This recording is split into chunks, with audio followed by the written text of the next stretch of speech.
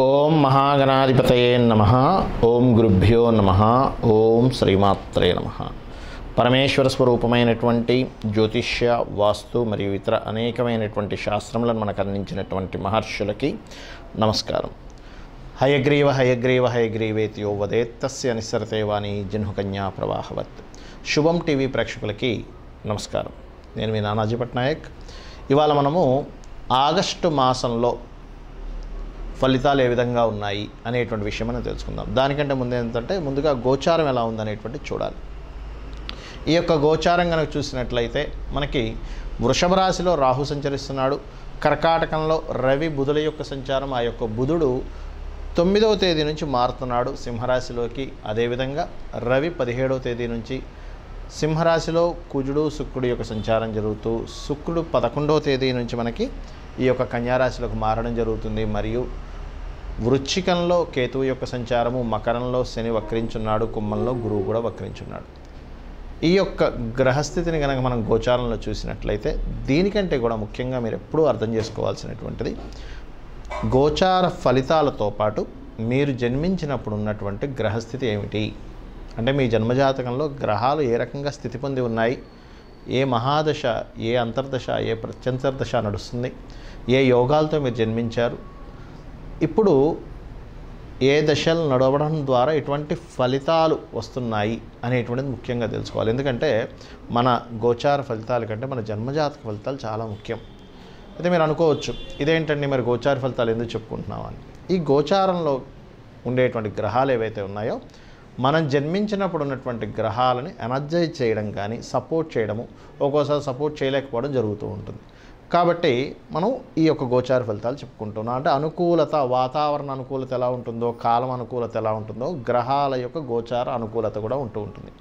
మరి ఒక్కొక్కసారి మన జన్మజాతకంలో గ్రహాలు కూడా అద్భుతంగా ఉండి గోచారం కూడా సపోర్ట్ చేస్తే మనం పట్టిందల్లా బంగారం అవుతున్నట్టు ఏం చేసినా కలిసి వస్తూ ఉంటుంది. ఒక్కొక్కసారి ఏమవుతుందంటే రెండిట్లో ఒకటి వీక్ అయినప్పుడు మధ్యమంగాను, రెండూ కూడా అంటే గోచారము అనుకూలించక మన జన్మజాతకము అనుకూలించినప్పుడు మనకు ప్రతికూల ఫలితాలు ఎక్కువగా రావడము, అదేవిధంగా మనం ఏం చేస్తున్నా సరే కలిసి రాకపోవడం, ఇట్లాంటివి జరుగుతూ ఉంటాయి. అలాంటి సందర్భాలు చాలా సింపుల్గా ఏమి కంగారు పడకుండా ఏ గ్రహాల మూలంగా అయితే మనకి ఎనర్జైజ్ అవ్వాలో, ఏ గ్రహాల యొక్క సపోర్ట్ కావాలో వాటికి సంబంధించినటువంటి దానమో ధర్మమో లేనట్లయితే వాటి యొక్క అధిష్టాన దేవత సంబంధించినటువంటి నామస్మరణ ద్వారా కూడా మనం ఆ యొక్క ప్రభావాన్ని తగ్గించుకోవచ్చు, ఎనర్జైజ్ చేసుకోవచ్చు గ్రహాలని.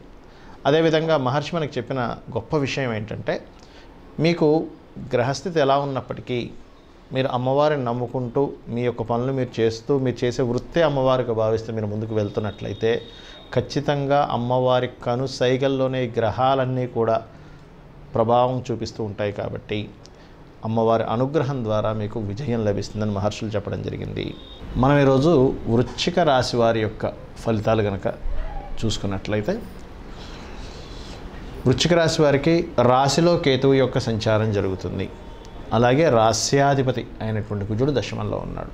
ఇది ఎటువంటి ఫలితాలను ఇవ్వబోతుంది అని చెప్పి చూసినట్లయితే మీకు మరియు మీ యొక్క లైఫ్ పార్ట్నర్కి ఉద్యోగ అవకాశాలు చాలా చక్కగా రావడము, చేస్తున్న ఉద్యోగాల నుంచి మార్పులు మరియు ప్రభుత్వ ఉద్యోగ ప్రయత్నాలు సఫలీకృతం అవడానికి ఈ యొక్క గ్రహస్థితి అనుకూలిస్తుంది. మరియు ఇక్కడ గమనించినట్లయితే కాస్త స్పిరిచువల్ యాక్టివిటీస్లోని ఇటువంటి వాటిలో ఎక్కువగా వెళ్ళడానికి రాశిలో ఉన్నటువంటి కేతువు తోడ్పడుతుంది. ఇక్కడ ఇక ధన సంబంధించిన, కుటుంబ సంబంధించిన విషయాలు కనుక చూసుకున్నట్లయితే చిన్నపాటి గొడవలు కానివ్వండి, చిన్న మిస్అండర్స్టాండింగ్స్ కానీ అయ్యేటువంటి ఛాన్సెస్ ఉంది. ఎందుకంటే కుటుంబాధిపతి నీచ స్థానంలోకి వస్తున్నటువంటి స్థితి ఉంది కావున. మరియు మరొకటి ఏంటంటే ఇక్కడ ధన సంబంధించినటువంటి విషయాల్లో రుణము ఎప్పటి నుంచో మీకు ఇబ్బంది పడుతున్నటువంటి రుణ సంబంధించినటువంటి విషయాల్లో కొంతవరకు మీరు రుణాలు తీర్చేసుకోవడం కానివ్వండి, అది కూడా ప్రత్యేకంగా ఏంటంటే ఏదైనా ప్రాపర్టీస్ ఇట్లాంటివి సేల్ చేద్దామని ఎప్పటి నుంచో ప్రయత్నం చేస్తున్నటువంటి వారికి ఈ యొక్క ఆగస్టు మాసం చాలా మటుకు అనుకూలిస్తుంది వృశ్చిక రాశి వారికి. మరియు కాస్త విద్యార్థులు విద్యా సంబంధించినటువంటి విషయంలో వాళ్ళు చేస్తున్నటువంటిది ఏదైతే ఉంటుందో ఇంజనీరింగ్ కానీ మెడికల్ కానీ వాటిలో కొన్ని మార్పులు కానీ, కాలేజెస్ మారడం కానీ, లేనట్లయితే ట్యూషన్ పాయింట్స్ మారడం కానీ, మరియు కొంత రీసెర్చ్ రిలేటెడ్గా కొంతవరకు కొన్ని కొత్త విషయాలు తెలుసుకోవడం కానీ ఇటువంటివి కనబడుతున్నాయి. అలాగే ఇక్కడ గమనించినట్లయితే సంతానం కోసం ప్రయత్నం చేసేటువంటి వారికి ఈ యొక్క మాసంలో సంతాన యోగము అంటే గురువు ఎవరైతే ఉన్నారో ఆ యొక్క గురువు తృతీయంలోకి వస్తున్నప్పటికీ కూడా పంచమాధిపతి నీచ పొందుతున్నప్పటికీ రవి యొక్క దృష్టిలో ఉన్నాడు. కాబట్టి ఏంటంటే ఆ సంతాన సంబంధించిన రాజకీయ సంబంధించినటువంటి విషయంలో కొంతవరకు అభివృద్ధికరమైనటువంటి వాతావరణం మనం చూడవచ్చు. ఇక్కడ అష్టమ లాభాధిపతి అయినటువంటి బుధుడు అస్తంగత్వం చెందడము, శుక్రుడి యొక్క స్థితి 11వ తేదీ నుంచి ఎప్పుడైతే మనకి కన్యారాశిలోకి వస్తుందో ఆ యొక్క శుక్రుడి యొక్క స్థితిని వీటినన్నింటినీ గమనించుకున్నట్లయితే షేర్ మార్కెటింగ్ రిలేటెడ్ సంబంధించినటువంటి విషయాల్లో ఈ మాసంలో ప్రత్యేకంగా జాగ్రత్త వహించాలి. కాబట్టి ఈ విషయంలో కొంత జాగ్రత్తగా ఉండండి.